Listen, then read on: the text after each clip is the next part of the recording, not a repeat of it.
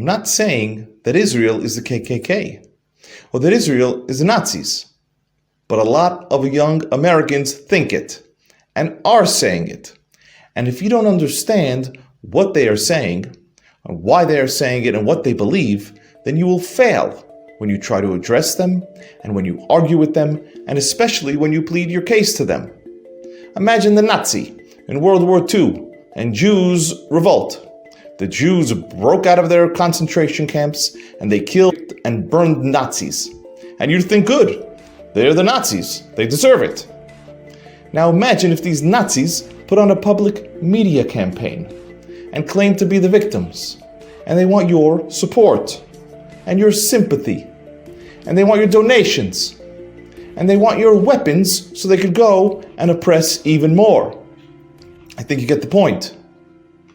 Now, I know you don't like this. It's harsh. I don't like it. But we have to understand this, that this is what many of them believe, and especially the young people, and that it's going to get worse. And on top of this, we have this narrative of racism, of apartheid, of the white colonialist Jew oppressing the brown indigenous Arab. We'll say it again. The white colonialist Jew oppressing the brown indigenous Arab. That is the narrative.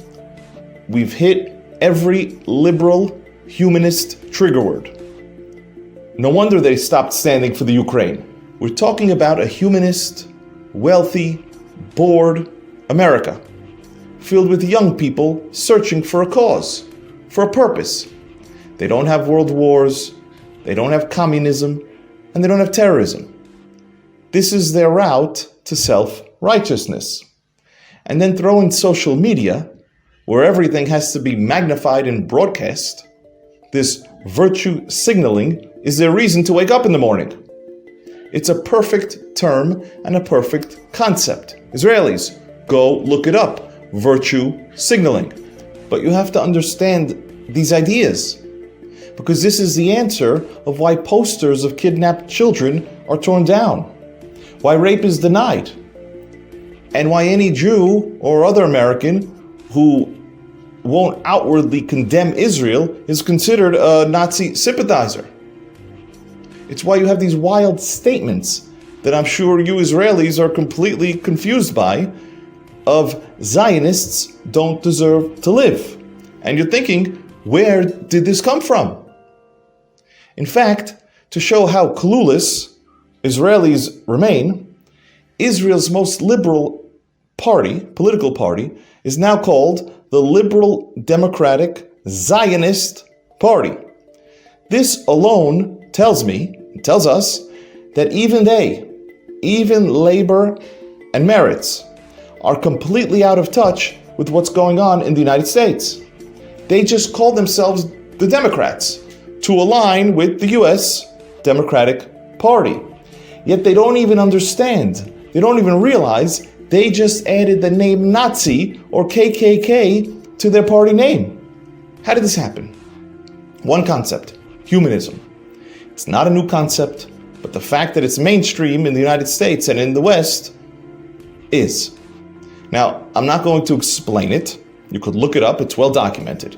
But under humanism, religious people are looked down upon as naive, simple. So the United States humanist will look down on a Muslim or a Hindu country as backwards. But it won't abhor it. It won't trigger the hatred.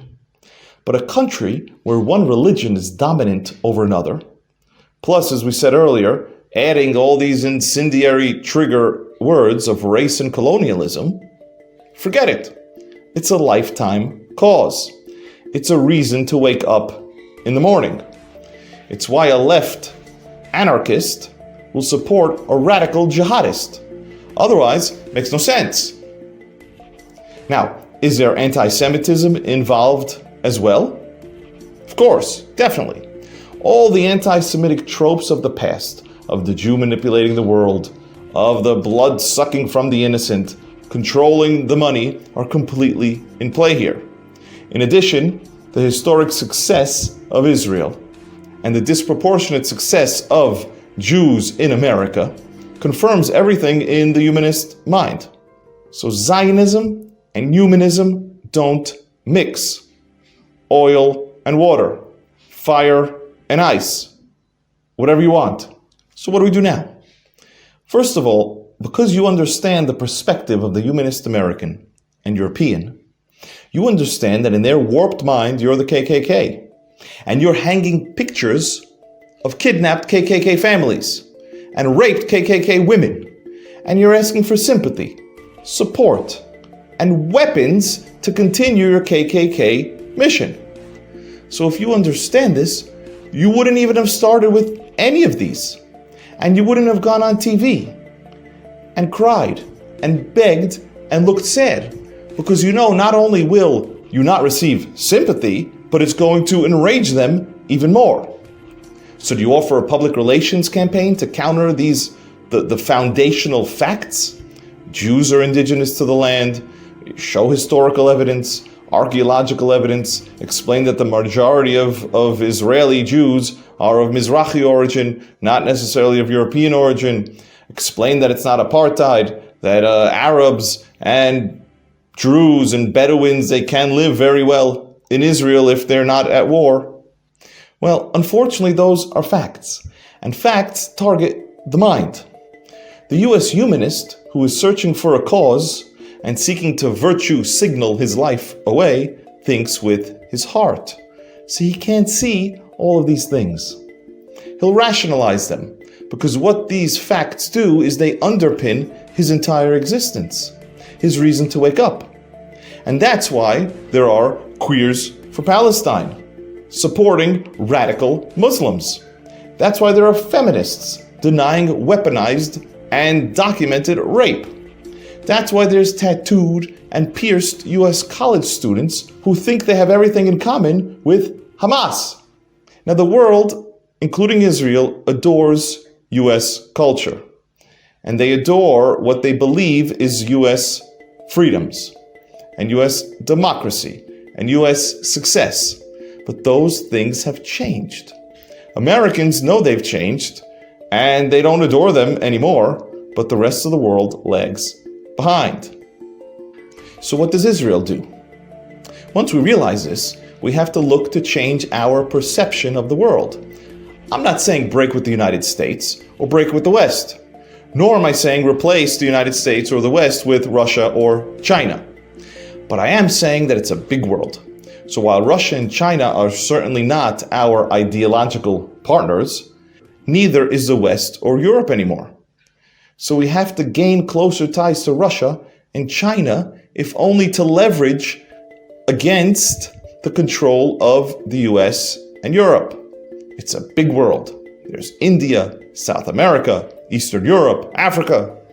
And we, Israel, have a ton to offer in fields of science and academia and military and technology and finance, defense, counterterrorism, on and on. We are powerful. Plus, we're a nation.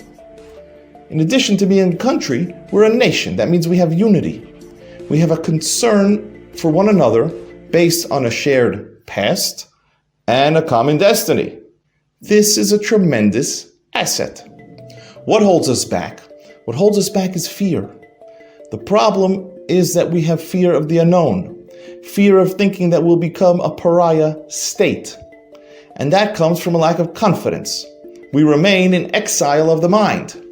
We don't realize how strong we are, and we certainly don't know how to use our own strength. So we build our confidence, we understand our strengths, we use them, we leverage them, and then we face the reality. And the reality is we need to diversify our world partners and not look to join a new empire. And with this understanding, everything else falls into place. Our army doesn't have to apologize and explain everything every 20 minutes. We can operate freely in the Middle East, where strength is a deterrent, and it's okay that people fear you. In fact, it's a must. And we don't have to wait for world permission, and we don't have to seek world acceptance, and we don't have to act based on world criticism. In other words, we grow up